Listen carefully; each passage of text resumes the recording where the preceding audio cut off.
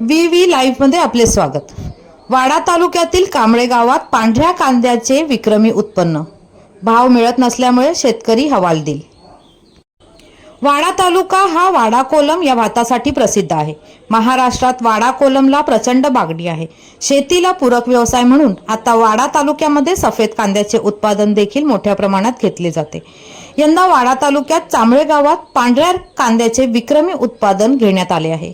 आरोग्यासाठी थंड व आरामदायी गुणधर्म असणाऱ्या पांढऱ्या कांद्याला ग्राहकांची प्रचंड मागणी आहे।